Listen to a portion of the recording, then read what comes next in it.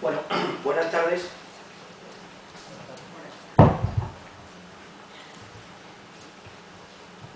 En primer lugar, agradecerle al Colegio de Químicos de Sevilla y a la Asociación de Químicos de Andalucía el haberme hoy invitado a esta conferencia, y en segundo lugar al Círculo Mercantil, porque la gentileza que nos ha mostrado, como siempre, cuando le pedimos algo. Ellos están abiertos siempre a la vida cultural de la ciudad. Yo pensé que esta tarde no iba a estar aquí, pero ayer tuve un problema biológico, que ahí sí que yo no puedo superarlo, y se me va de las manos, pero bueno, voy a intentar dar la conferencia, creo que ahora mismo estoy muy bien. Y en primer lugar también quería agradecerle a las personas que han venido hoy aquí. En cierta manera es el soporte de la vida cultural que yo desarrollo a lo largo de todo el año, porque ellos son las personas que me ayudan a siempre pensar que dentro de una sociedad materialista, ¿para qué me dedico yo a la vida de la cultura? Y yo, viendo disfrutar a la gente que disfruta conmigo el mundo cultural, pues eso anima siempre a seguir en esta línea. Por eso quiero darle un reconocimiento a todos mis alumnos diversos que están aquí hoy presentes. Los primeros, los de Cajasol, que están aquí, los de San Francisco de Paula, mis alumnos de la Escuela de Magisterio, alumnos también que ya son profesores y que le doy clase en el SE, y bueno, todos aquellos que incluso la universidad e incluso compañeros aquí de la facultad que están aquí conmigo. En cierta manera para mí me honra, me hace ilusión, y como muy bien, la verdad que después de un mes de conocernos, José Manuel Oliver ha sido para mí, cosa que me he vuelto a equivocar, un mes que nos hemos encontrado, y si en un mes nos hemos encontrado y estamos haciendo ya creo que algo, que al final en cierta manera asumiremos el nombre, él y yo, pero la importancia no es el nombre, sino las dos personas que nos hemos encontrado en este último mes. Yo le agradezco muchísimo las palabras que me ha planteado. Yo la verdad que siempre digo que tengo una suerte importante. Es verdad que me llevo mucho tiempo trabajando a lo largo del día, pero esto es como el que le gusta el fútbol y encima puede trabajar del fútbol.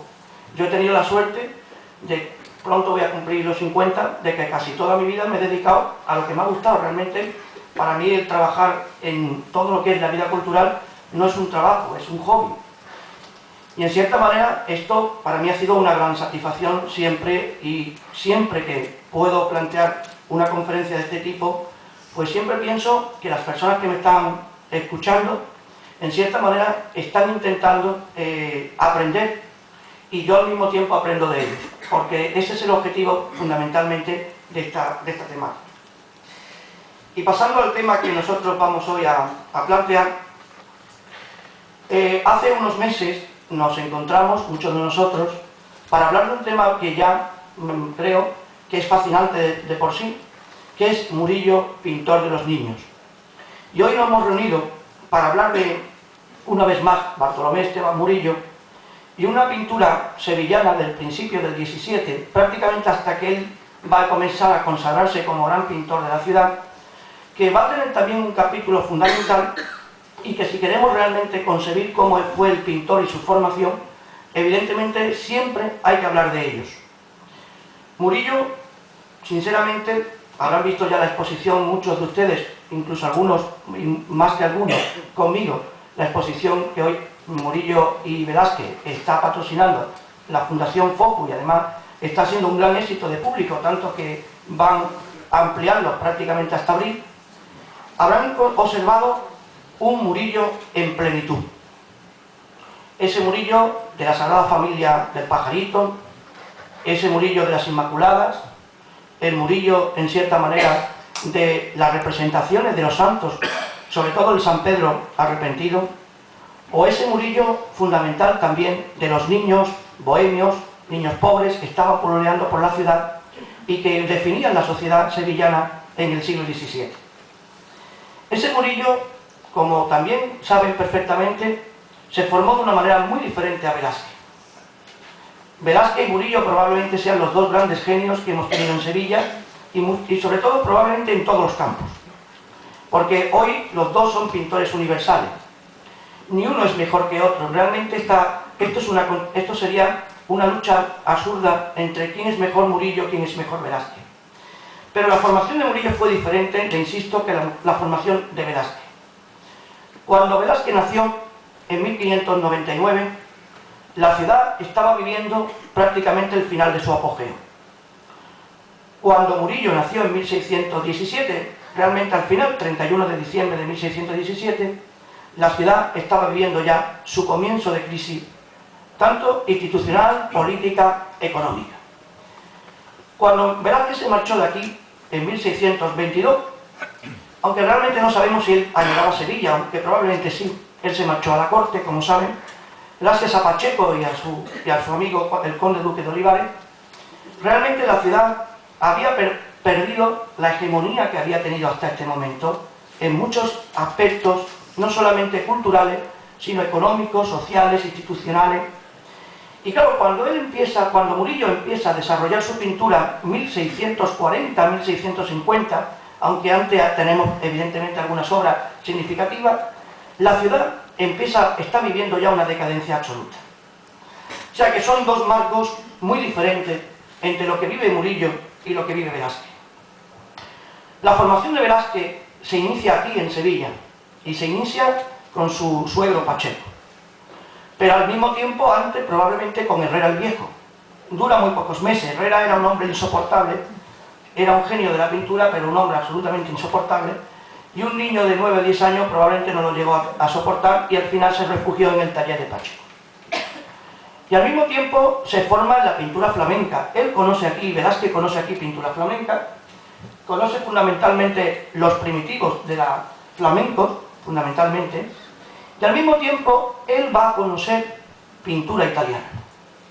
Quiere decir que entre 1599 y 1622-24, Velázquez está conociendo el mercado sevillano, propiamente dicho.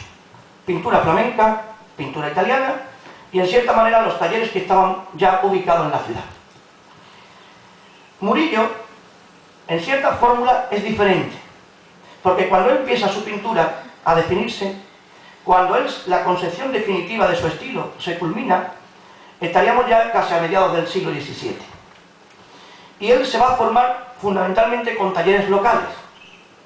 Evidentemente conoce la pintura flamenca y sobre todo conoce a un pintor flamenco y grabador que es Cornelio Chur, que es un pintor, es un artista conocido menos, pero que afortunadamente hoy la investigación y la historiografía está sacando a la luz. Conoce su pintura, conoce a los Bassano. La pintura de los Bassano es una pintura también italiana, muy cotidiana, que había llegado aquí al mercado sevillano, y conoce evidentemente todo lo que va a ser la trayectoria de algunos de los gigantes de la pintura de principio del XVII, su maestro Juan del Castillo y probablemente también su amigo Juan de Rueda. Estos pintores entran en un estilo que rompen con el artista arquetípico que había tenido Sevilla desde finales del XVI, principios del XVII, que va a ser precisamente el suegro de Velázquez, Pacheco.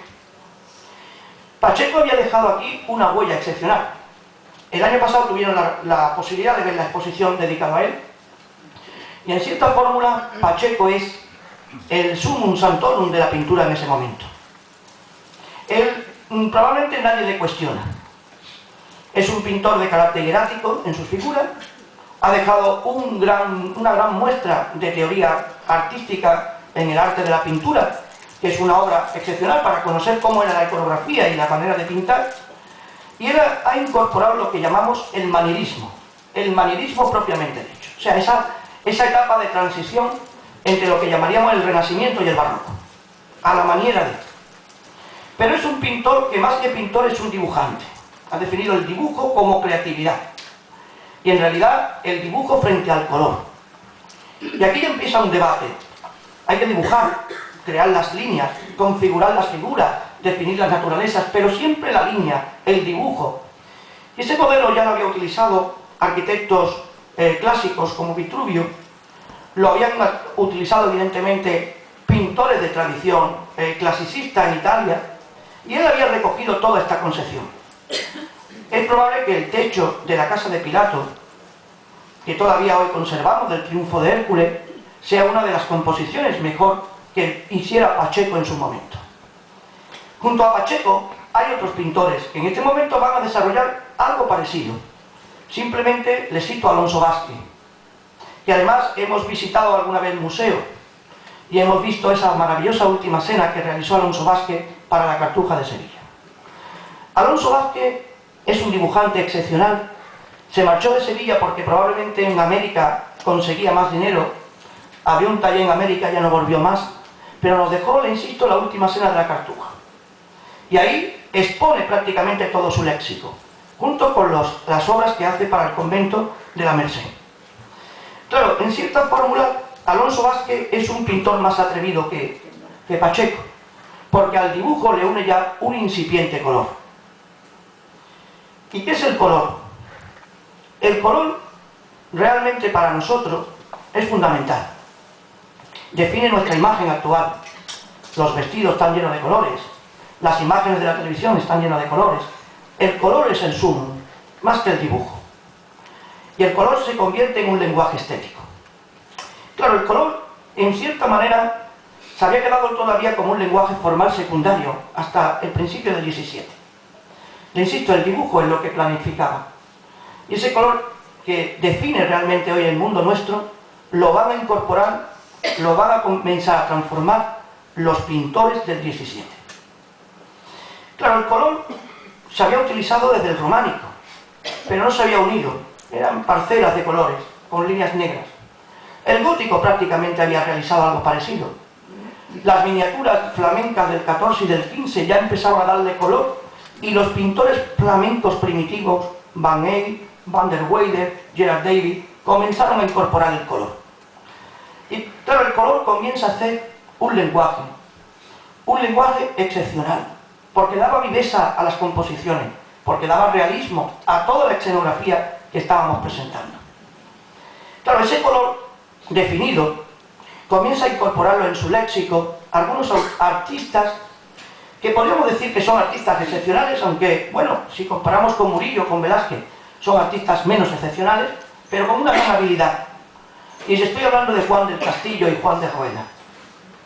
En cierta manera, que algunos han estado conmigo ya en Córdoba y han visto a Antonio del Castillo en el ámbito cordobés, va a hacer algo parecido. Pedro de Rasi en Granada, y así sucesivamente. El color comienza a incorporarse al mundo de la sociedad y al mundo sobre todo del ámbito de la pintura. Pero es que, fíjense, en la escultura se empiezan ya a policromar las imágenes. Comienzan a definirse esos colores que nosotros concebimos, que después van a ser sustituidos por los mantos, por las túnicas, el color. Vuelvo a insistir. Montañés, Juan de Mesa, Pedro Roldán después en la segunda mitad del 17, necesitan un pintor policromador y pintan imágenes. Y qué curioso, muchos de estos artistas, uno de ellos Pacheco, y además, fíjense, que tanto definía el dibujo, policroma las imágenes de Martínez Montañés. Entonces, fíjense, el color comienza a extenderse, comienza a definirse. No piensen en unas ciudades de colores. La ciudad estaba en blanco y negro. La gente moría. La gente estaba en muy malas condiciones sociales y económicas. Y así, y todo, el color comienza a definirse. Y tanto que cuando Murillo empieza a vivir su época de esplendor, también al mismo tiempo va surgiendo una arquitectura que no deberíamos dejar atrás, que es la de Juan de Oviedo y posteriormente Leonardo de Figueroa. Y si se dan cuenta, ellos van a utilizar el color rojizo del ladrillo, que había sido una tradición mudéjar, pero que va a reincorporar en el barroco propiamente dicho. Por tanto, fíjense que Murillo vive en un ambiente en la que el color empieza a ser protagonista. En esta cuestión que estoy planteándole, hay que unir y sumar algunas cuestiones también importantes. En esta etapa están empezando a surgir y a desarrollarse, a partir ya del Concilio de Trento, el desarrollo de las iglesias conventuales y las capillas y hermandades de Semana Santa. Y evidentemente hay que ornamentar. Y probablemente el léxico que se inicia con Pacheco, que continúa con Zurbarán, no termina de cuajar definitivamente. Murillo va a consagrar este punto de partida. y las órdenes religiosas van a encargar aproximadamente a partir de 1640 a Murillo como el gran creador de la pintura conventual. ¿Por qué? Probablemente por la vistosidad de sus composiciones. Las composiciones de Murillo son vistosas, son narrativas, definen perfectamente lo que quiere narrar. Es más, la persona que lo ve perfectamente se acoge a esa escena. ¿Y esto qué es? Eso se llama naturalismo. El naturalismo propiamente dicho. Representar los objetos y todas las piezas que nosotros vemos, toda la realidad material como la vemos, presentarlo en un lienzo. Eso es el naturalismo. Él no lo había creado, Murillo no lo crea, es evidente. Probablemente Caravaggio y sus pintores que estaban alrededor hacen la primera propuesta. Pintar las figuras como la realidad es. Y el color define realmente esa. La diferencia es que Murillo lo hace con colores muy intensos, y si observan ustedes, Caravaggio utiliza esa contrapuesta de la luz y la sombra, en la que define prácticamente la misma planimetría que estamos comentando. Frente a los claroscuristas caravallescos, el éxtasis del color de Murillo. Sin embargo, un problema familiar que él tuvo, que él murieron su esposa, algunos de sus hijos, la sociedad que él vivía, hizo que en un momento dado tuviera una etapa claroscurista. La última cena de Santa María la Blanca puede ser un ejemplo claro de esto. Pero no fue el determinante en su pintura final, porque la pintura final, le insisto, sería el color. Y una última cuestión importante. Cuando Velázquez se marchó de aquí, él se había formado en el dibujo. Pero qué curioso que a partir de 1624, en las composiciones que él va a comenzar a desarrollar en la corte madrileña con Felipe IV, va a comenzar a desarrollar ese concepto igual que Murillo, el concepto del color. ¿Qué habría dicho su suegro, no? Cuando su propio yerno, su propio discípulo predilecto estaba rompiendo con el lenguaje estético que tanto había definido sus composiciones. Y Velázquez va a ser el gran colorista del siglo XVII, el que defina realmente los colores y las composiciones del realismo propiamente dicho. La diferencia es que Murillo lo hace en un ambiente totalmente cotidiano, es un naturalismo cotidiano propiamente dicho, mientras que Velázquez en realidad utiliza ya el ambiente cortesano, que aunque utilice el color, como por ejemplo las meninas, son ya temáticas muy refinadas frente a ese concepto que estamos planteando de Murillo. Vamos a apagar la luz si no os importa, porque si no, no vaya a ver bien. O por lo menos un poco de luz. Bien, yo la propuesta que le hago hoy es quiénes fueron qué pintores existían cuando Bartolomé Esteban Murillo llegó aquí a la ciudad. Pero llegó a la ciudad desde el punto de vista natural, o sea, nació a finales de 1617. Y hasta el año 1640 el recorrido de la pintura es excepcional.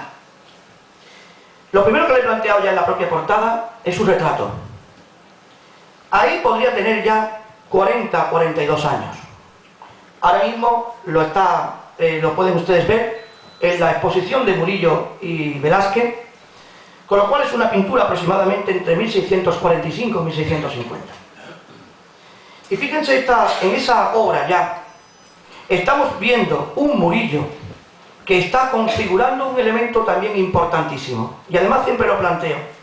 El tema no es solamente la variedad estilística, es que cuando se representan las composiciones, siempre hablamos de la perspectiva, pero es que hay algo más que la perspectiva. Siempre hablamos del volumen, pero ven ustedes que hay algo más que el volumen, y es el sentido de la mirada. La mirada. Porque la mirada es el reflejo de una persona. Si te mira de frente, si te mira de lateral, si no te mira cuando habla, y ahí ya expresa su psicología. La mirada del amor, la mirada de la muerte, etc. Y el naturalismo recogió muy bien toda esta temática. No solamente el color, no solamente representar los objetos que nosotros estamos viendo aquí ahora mismo, y con una idealización realista, no. Era la mirada. Querían expresar no solamente el retrato de los objetos y de la naturaleza, sino también el retrato del propio rostro de lo humano. Y miren por dónde en este autorretrato él mismo se retrata psicológicamente y define una mirada. La ciudad que yo le he comentado, hay que apagar un poquito más. La ciudad que yo le he comentado es una ciudad...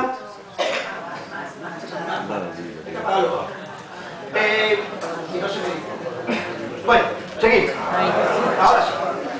La ciudad que yo le estoy comentando, la ciudad que en Sevilla Murillo va a ir planteando, es una ciudad, le insisto, decadente, pero es una ciudad que está ya perfectamente planteada, definida, en cierta manera, en una concepción de lo que había sido la gran ciudad portuaria del sur de Europa.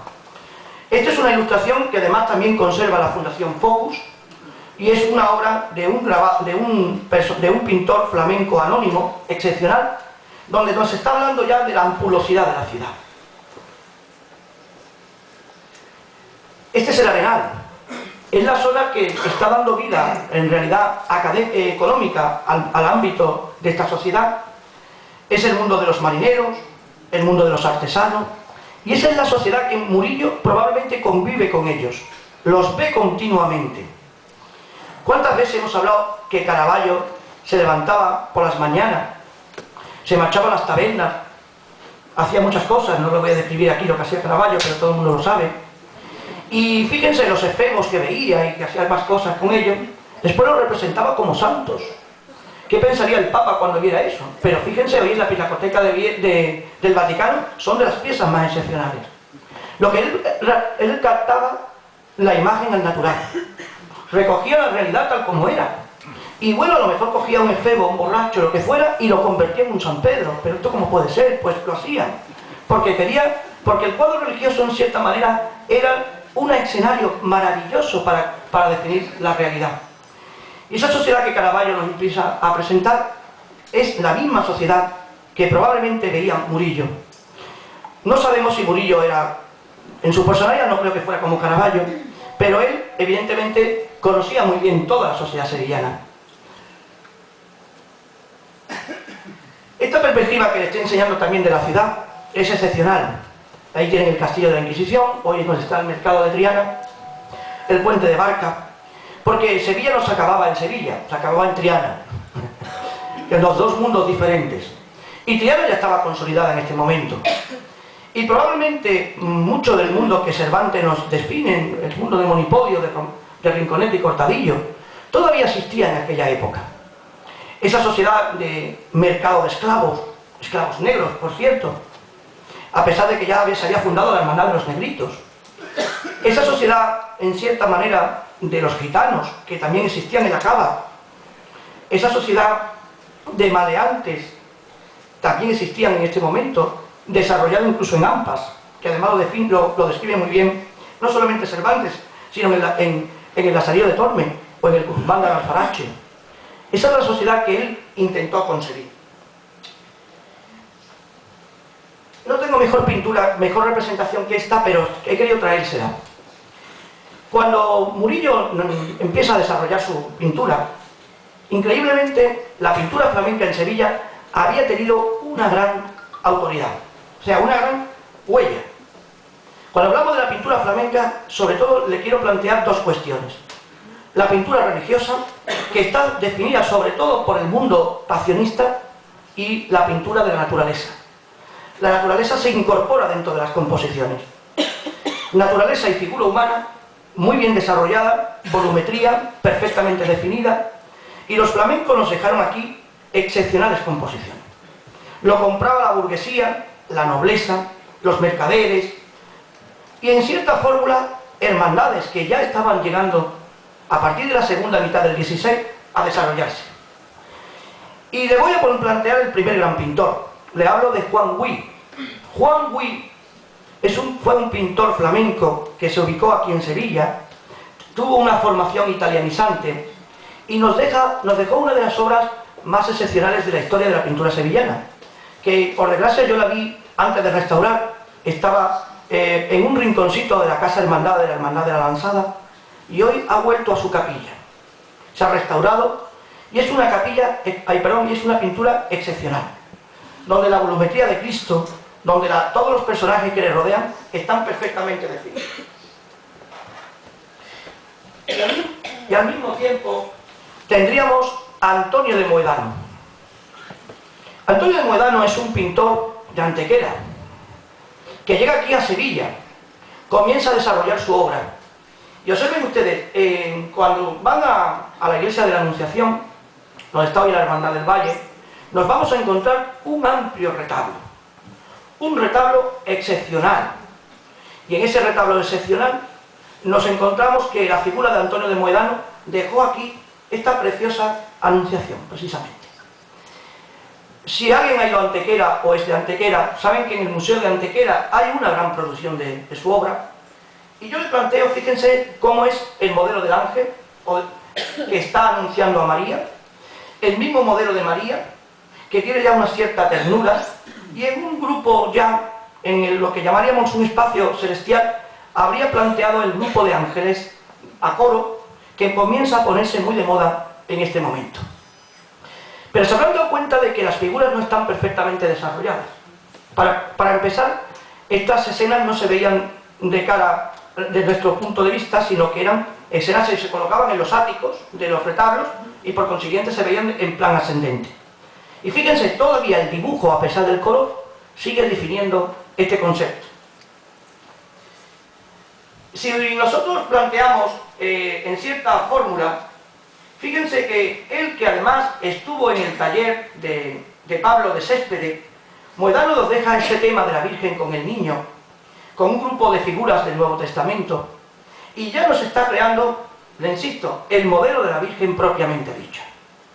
La Virgen que tanto Murillo recogió después en sus composiciones, las primeras iconografías que él va a ir presenciando probablemente sean una de ellas las de Moedano.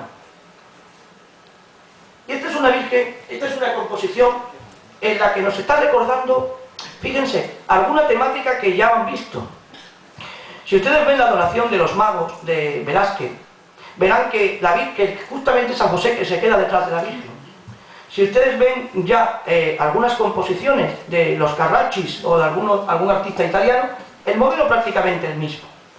Fíjense, este será el concepto de la temática prácticamente de la Sagrada Familia en este momento, aunque el niño está dormido, la Virgen, San José y un San Juan. Claro, este modelo lo va a recuperar después Murillo y va a transformar completamente la composición y toda la iconografía en plena. Junto a Antonio de Moedano le planteo el tercer gran artista, que ya además entramos en lo que llamamos los tres Juanes: Juan de Useda, Juan del Castillo, Juan de Ruedas. Juan de Useda es un pintor menos conocido probablemente, pero fue un pintor excepcional. Tuvo una primera formación probablemente con Pacheco, pero después él se va a independizar. Y miren, en esta Inmaculada con San José, San Benito y San Francisco, ya desde el año 1625, que hoy lo pueden contemplar en la iglesia de San Vicente, nos encontramos ya lo que planteo, la iconografía de la Inmaculada. Miren el modelo inmaculadista que utiliza Juan de Useda y fíjense el que utiliza Murillo. Aquí todavía hay una concepción en sí misma hierática, buscando un concepto dinámico de la figura femenina, en la que Murillo va a transformar posteriormente a partir de los años 40 y convertirá en uno de sus temas cumbre. Él seguramente conoció muy bien esta pintura, y probablemente conoció al propio Juan de Useda, con lo cual fíjense que es una composición de un manierismo tardío, propiamente dicho. Esta es una de las obras más conocidas de Useda. Este niño que lleva la cruz, con la Virgen y San José, es la Sagrada Familia, está en el Museo de Bellas Artes. Es una composición también excepcional. El dibujo, si se dan cuenta, se va a ir distorsionando y cada vez más ese pintor va a incorporar el color. Es lo que llamaríamos ya un incipiente naturalismo que estamos observando en los pliegues de las vestimentas, en la manera de representar el niño sosteniendo la cruz, en la glorificación de con esos cabezas de querubines, colocando a eje el Espíritu Santo. Y una composición que a mí me encanta siempre, o intento colocarla siempre, porque además desgraciadamente está en muy malas condiciones, es ese retablo también de la iglesia de la Anunciación, en la que trabajó Juan de Usera con Martínez Montañé. Lo realizó para el convento del Socorro y es una obra excepcional. Y miren, Montañé, en cierta manera, que había empezado sus composiciones a finales del 16, al principio del 17, nos está llevando la escultura a lo que la pintura estaba surgiendo, o sea, el final del manierismo y el inicio del barroco. Esta composición, miren, aquí la tienen ustedes, perfectamente desarrollada. Probablemente su propia policromía lo hizo el propio Juan de Usera. Las pinturas están muy mal conservadas, por eso no la hemos colocado.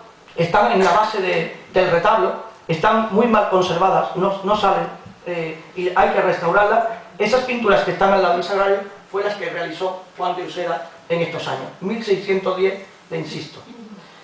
Bueno, pues aquí encontramos ya, en este triunfo, este martirio de San Hermenegildo, las concepciones que Usera va haciendo y va realizando. Dos glorificaciones, la glorificación celestial, la muerte del propio martirio. Y fíjense que las composiciones van ganando en carácter narrativo. ¿Y qué es el carácter narrativo en una composición? Identificarse completamente con la escena que se está representando. Cuando se observa, está identificado con lo que se observa. Se representa tal como es. Y fíjense que ya lo que llamaríamos las cuestiones más secundarias comienzan a ser protagonistas.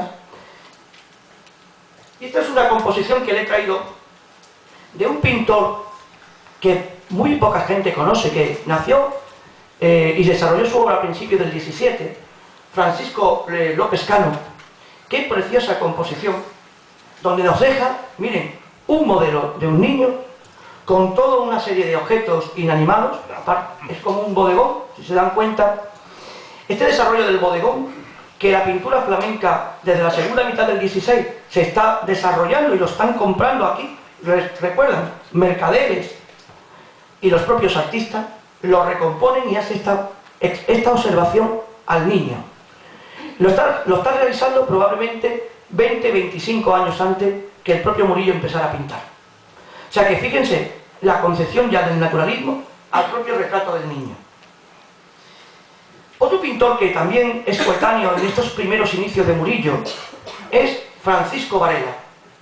Probablemente nació entre 1580 y 85, no se sabe bien la fecha exacta, y murió hacia el año 1643. Y va a utilizar una temática muy clara y muy definida, como fue la Última Cena. La Última Cena, que se pintaba fundamentalmente para los claustros y sobre todo los refectorios conventuales, como en San Isidro del Campo, en Santa Inés, en el caso de Alejo Fernández, Alonso Vázquez lo hemos citado antes, para la Cartuja de Santa María. Y miren qué obra para la Hermandad Sacramental de San Benito va a definir. Ha roto la tabla lineal, ha creado una mesa circular para crear espacio. La concepción ya de la pintura ha ido definiendo incluso un soporte que es colocar casi en diagonal todo el grupo. Ha concebido una arquitectura clásica como telón, elementos que después va a ir recuperando el propio Murillo. En este camino, bueno, aquí tienen ya el retrato de Cristo junto a San Pedro y San Juan, y en este camino que le estoy planteando, va a retratar al escultor más importante del momento, Martínez Montañé. Claro, Martínez Montañé está tallando un San Jerónimo ahí, y está tallando probablemente el de San Isidro del Campo. Bueno, lo que realmente nos interesa es la excepcionalidad de este retrato. Pacheco fue un gran retratista, como saben, pero los naturalistas les empiezan a dotar de color. Le empiezan a notar, en cierta manera, el sentido de la mirada, es lo que empieza a cuajar el estudio psicológico del personaje. Aquí es donde está la clave realmente de lo que es el naturalismo y lo que no lo es. Y el naturalismo empieza a retratar, y tanto que el retratado mire y observe al que está observando el retrato, para crear un lenguaje entre el propio cuadro y las personas que están viendo. Ese concepto que están observando fue una auténtica revolución. Probablemente el pintor Vermeer fue uno de los primeros que lo realizaron en Flandes y posteriormente en los italianos, y lo recuperamos aquí en Sevilla, en la escuela que estamos comentando. Perdón. Aquí tendríamos también una escena que yo creo que es excepcional del propio pintor, este grandioso esta imagen representada del arcángel. Fíjense que esta temática vamos a observarla porque lo van a reutilizar después en la segunda mitad del 17 muchísimas veces. Lo va a reutilizar Roldán, la Roldana, lo va a utilizar Bardel de Al. O sea, va a hacer unas composiciones que, si observan, ya aquí no podríamos hablar de naturalismo. Está rompiendo prácticamente ya todo el escenario, en realidad, que nos está llevando casi al barroquismo propiamente dicho. Y también se conoce, en cierta manera, un pintor que poco a poco va a ir ubicándose y que también va a tener una gran importancia aquí en nuestra ciudad, que fue Pablo Legault. Legault, que viene del norte, probablemente de una ciudad de Luxemburgo, que había tenido una primera formación flamenca, por tanto, y que probablemente va a ser el discípulo de Juan de Roeda. Bueno, este San Jerónimo es excepcional, fíjense, el estudio de la obra, anatómico, y realiza una serie de composiciones para el retablo de la Virgen de la Oliva de Lebrija. Es uno de los retablos más grandiosos de toda la provincia en este momento. En esas composiciones pues, podemos encontrar ya el carácter naturalista, la manera de representar las figuras. Fíjense, este que estamos viendo de la adoración de los pastores, de los reyes, observen ustedes en ese carácter ascendente de la composición, fíjense que es la misma temática que va a utilizar después Juan de Roeda y el propio Murillo. Prácticamente la concepción es muy parecida. La alegría de las figuras, el retrato, miren, de ese niño que nos está mirando abajo, en el extremo inferior, todo eso es el léxico que va a ir recogiendo posteriormente el propio Murillo en sus composiciones. Bien, y esta es una de las... Y el otro pintor también, muy poco conocido de este momento, fue Jerónimo Ramírez. Jerónimo Ramírez es un pintor también de finales del 16, principios del 17. Nos deja para el Museo de Bellas Artes, que hoy se encuentra en la parroquia de San Lorenzo, esta comunión, está la Cena de los Ángeles, que es un tema muy dado en aquella época y que en cierta fórmula se convirtió en uno de los puntos vitales en esta iconografía. Miren, aquí la tienen firmada, año 1627. Pero llegamos al gran pintor que realmente a nosotros nos interesa en esta conferencia. Es Juan del Castillo. Juan del Castillo. Antonio del Castillo es su sobrino. Agustín del Castillo es su hermano. ¿Quién es Agustín del Castillo? Un pintor pionero en Córdoba sobre lo que llamamos el incipiente barroco. Antonio del Castillo, su sobrino, contribuye a la consagración del barroco en Córdoba. Y Juan del Castillo, su tío, fíjense, es probablemente el pintor incipiente del barroco en Sevilla. El que nos va a traer ese modelo del color que yo antes le comentaba. Juan del Castillo realiza grandes glorificaciones, abre el escenario al dinamismo de las figuras, exaltaciones de colores, en cierta manera frescura a la hora de representar el concepto narrativo de las obras, y en cierta manera él es, que también lo fue y mucho mejor que él, su propio sobrino Antonio del Castillo, pero en este caso Juan, un gran dibujante. Se explaya en el dibujo, define el dibujo y consigue en realidad este tipo de representaciones que estamos planteando. Perdón. Y para el convento de Monteción realizó un conjunto excepcional.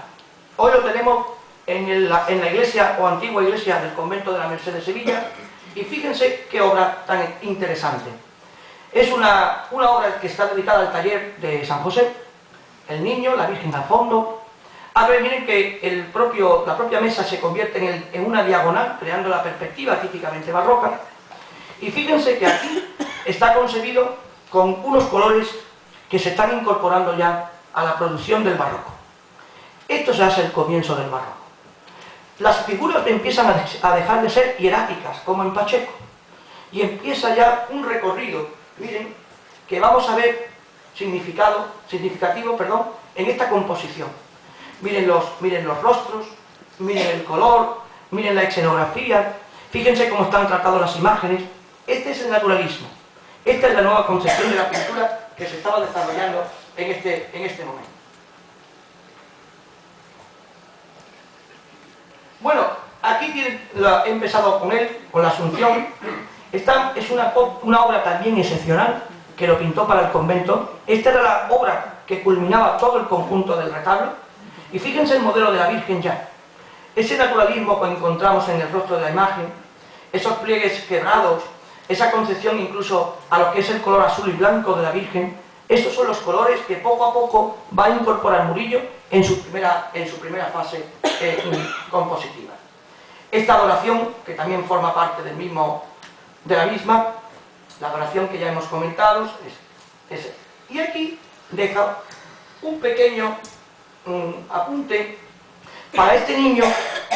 Fíjense cómo se representaba el niño Jesús de manera anecdótica a principios del 17. Fíjense cómo se representa el niño Jesús en la Sagrada Familia del Pajarito de Murillo. Fíjense que ha habido ya un cambio, pero a pesar de todo, aquí ya el niño está sonriente, el niño no está hierático, el niño tiene vida. Esto es el naturalismo. Aquí comienza el naturalismo. En esta temática de la Anunciación, por ejemplo, que Juan del Castillo deja una obra aquí excepcional, y aquí una de las obras excepcionales de él, el Martirio, ¿verdad?, de San Andrés, que es una obra que consigue realmente aquí ya toda la concepción, todo el escenario. Bueno, pues poco a poco vamos a ir viendo cómo la pintura va evolucionando. Juan del Castillo se va a quedar atrás y va a comenzar un personaje que algunos han estado conmigo haciendo un itinerario por Sevilla, que fue Juan de Roelas, que poco a poco va a incorporar su producción en la pintura sevillana. Juan de Roelas, si ustedes quieren hacer un pequeño itinerario de él, lo pueden plantear perfectamente, porque él trabaja en el retablo de la iglesia de la Anunciación, junto con Moedano. Muy cerca está San Pedro, tienen en la liberación de San Pedro, en la capilla de San Pedro Advíncula, y después, para culminar, en San Isidoro, en la iglesia de San Isidoro, que tiene el tránsito de San Isidoro. Probablemente son bueno, pueden terminar después con unos caracolillos, si es que estamos en época, allí en la Plaza de la Alfalfa, claro. Pero eso también es naturalismo. Pero si se dan cuenta, ese itinerario de Juan de Roelas nos abre el camino a los cuadros de gran tamaño. Estos cuadros todavía los que hemos visto son de pequeño tamaño. Estamos hablando ya de cuadros grandiosos, de que probablemente algunos de estos lienzos no caben en esta pared, porque están definiendo los grandes retablos, se dan cuenta, y además están cubriendo los grandes espacios arquitectónicos. Y entonces miren, ya las figuras se hacen mucho más en movimiento.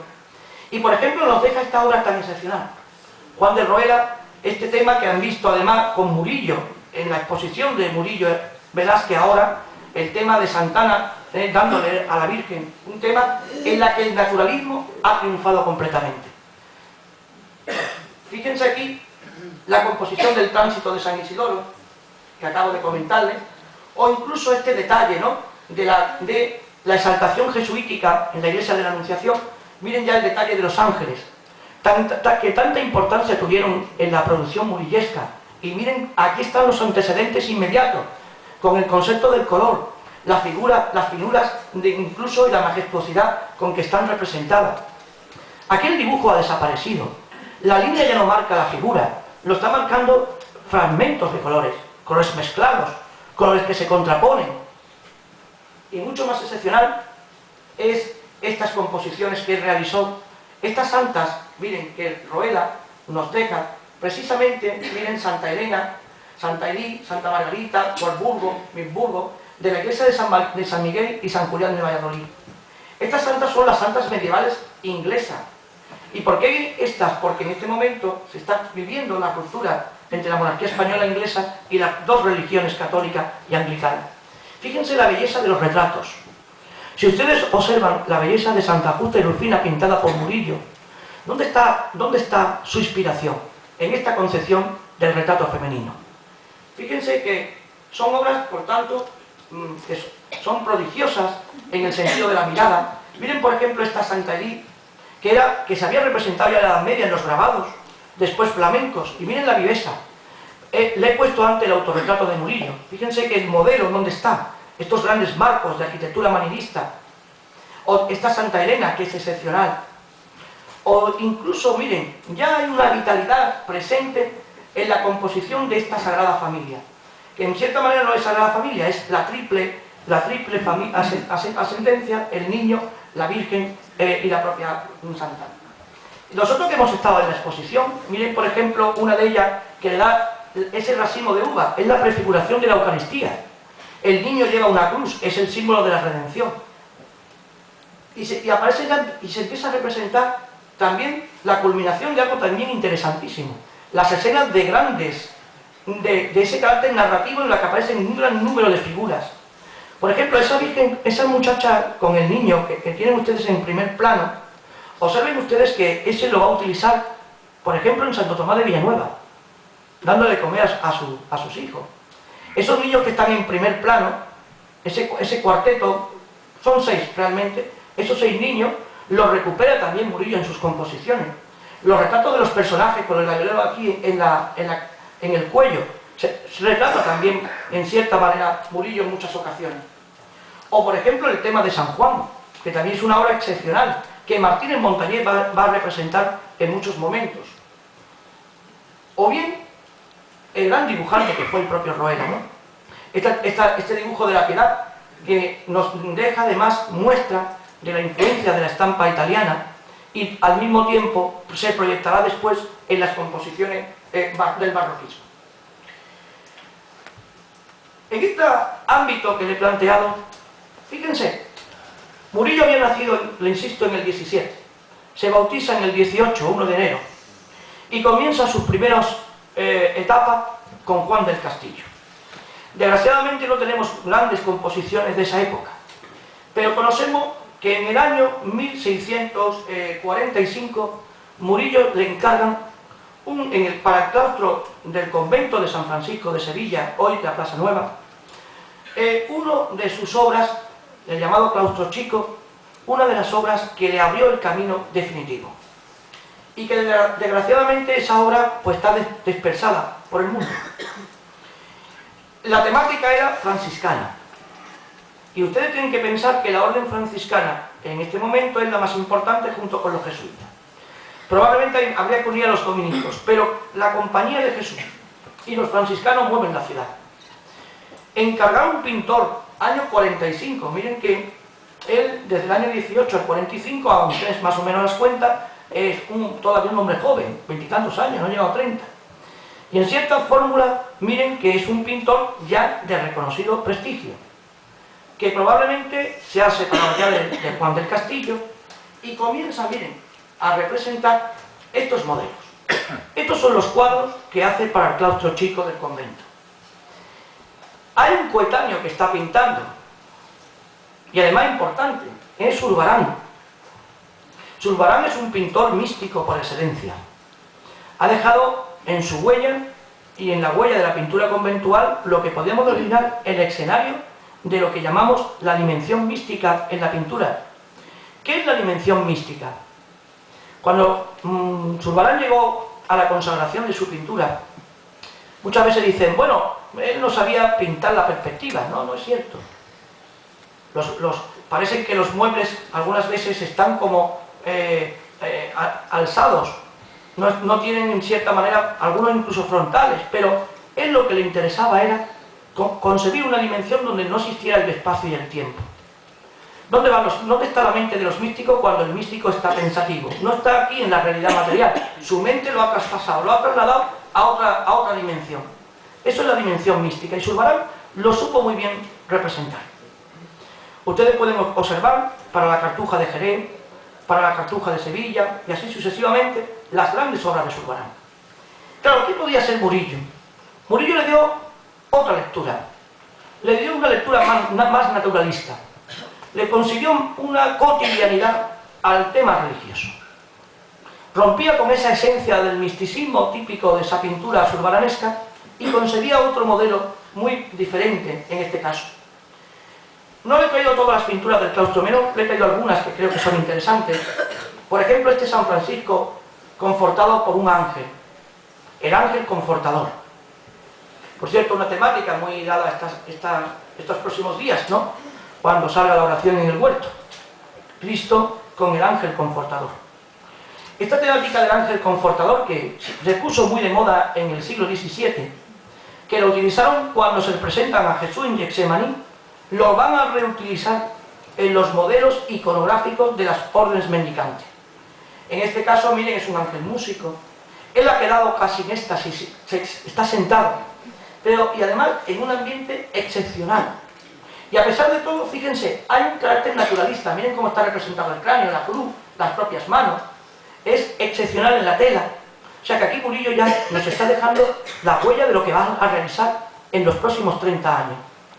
Fíjense, la cotidianidad con que está representado, también de la Academia de San Fernando hoy, precedente del convento de San Francisco, San Diego dando que comer a los pobres.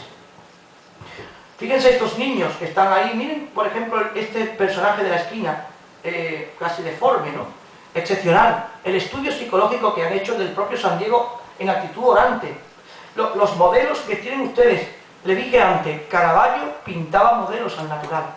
Probablemente todas estas personas que están aquí existieron, vivieron en la cotidianidad y los convirtieron en coprotagonistas de la escena propiamente dicha. Claro, la culminación es el Santo Tomás de Villanueva, dando de comer a los pobres en el convento de los capuchinos y en el Museo de Bellas Artes. O este Francisco Solano y el Toro, que hoy está en el Patrimonio Nacional, en la Casa de Madrid.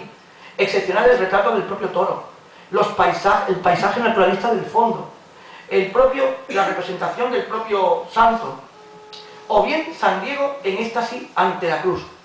Fíjense la frescura de las figuras, la frescura de la mirada, el debate que se está expresando justamente detrás del santo, que está casi en éxtasis, está en presencia de la cruz. Pero miren, aquí rompe lo que Zurbarán hacía. Zurbarán lo hubiera pintado simplemente San Diego con la cruz, con una mirada extraviada y unas tonalidades prácticamente que nos difuminarían la realidad. Y él ha puesto ahí, en una escena casi lateral, un grupo de personajes que hablan entre ellos y ha roto completamente ese concepto de pintura de éxtasis. Le ha dado un naturalismo, le ha dado ese concepto, digamos, definidor de su pintura. Por ejemplo, el San Salvador de Horta y el Inquisidor de Aragón, todos forman parte del mismo ciclo, está en Bayona. O esta es una obra maestra absoluta, ¿no? La Cocina de los Ángeles, que hoy está en el Museo del Louvre.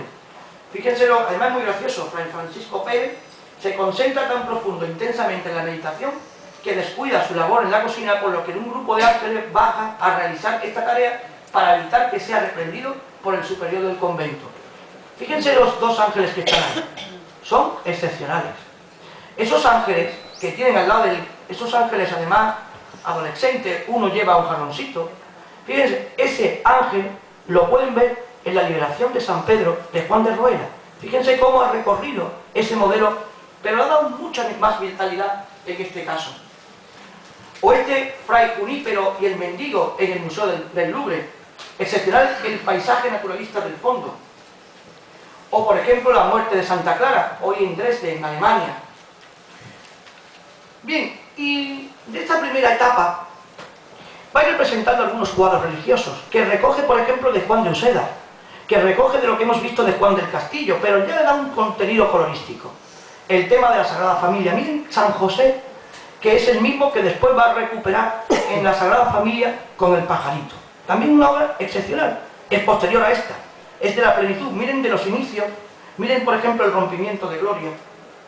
Y en estos años, él empezó a ser un observador social, como dijimos en su momento.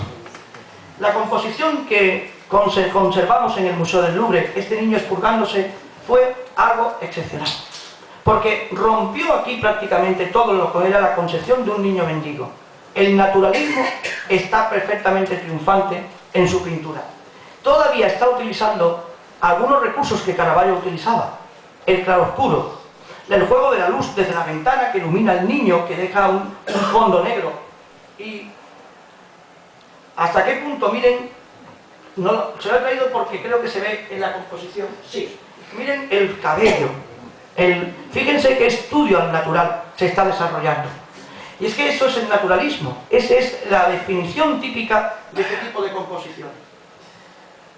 Bueno, justamente voy a ir terminando con una de las grandes composiciones que pueden ver hoy en la exposición de Foco. Este San Pedro que rompe todos los cánones. Claro, cuando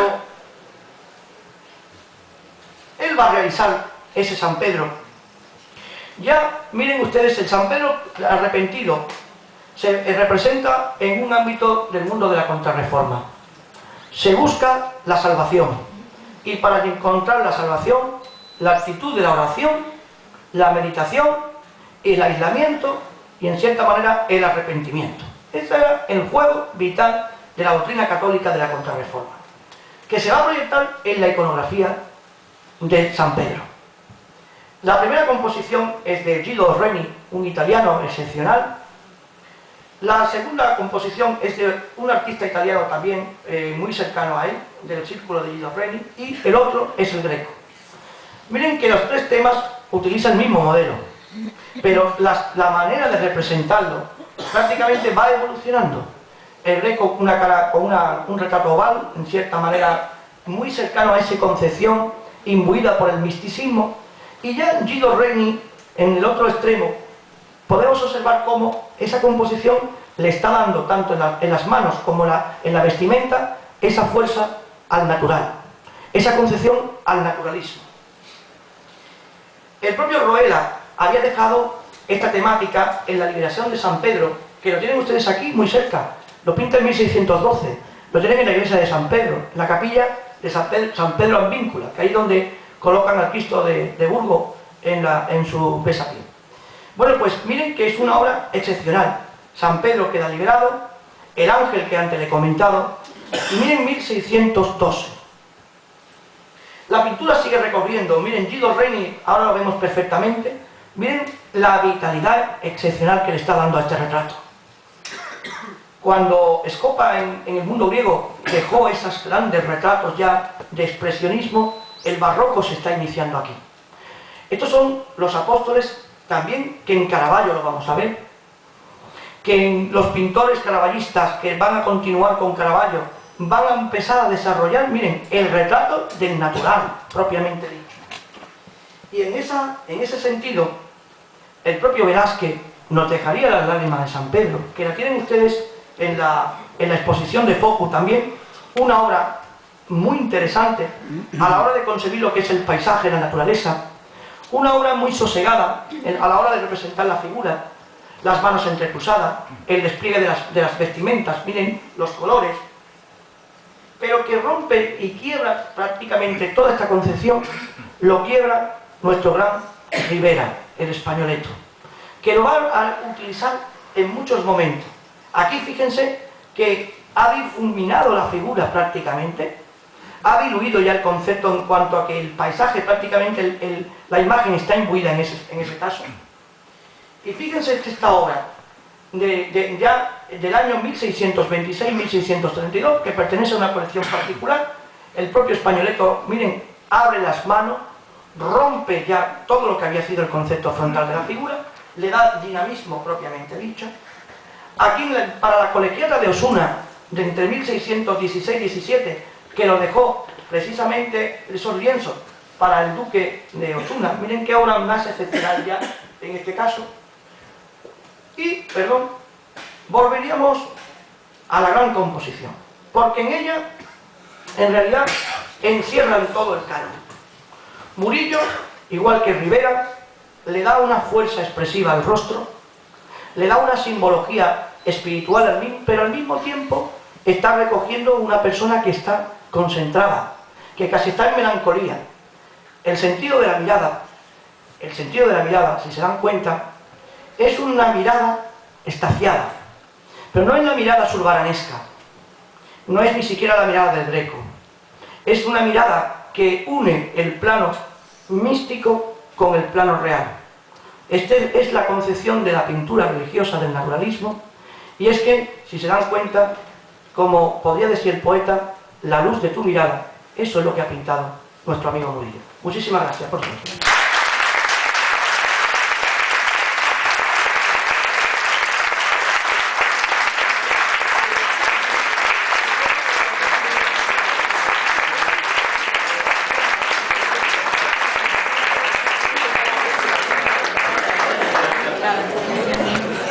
Ya le puede quitar eso.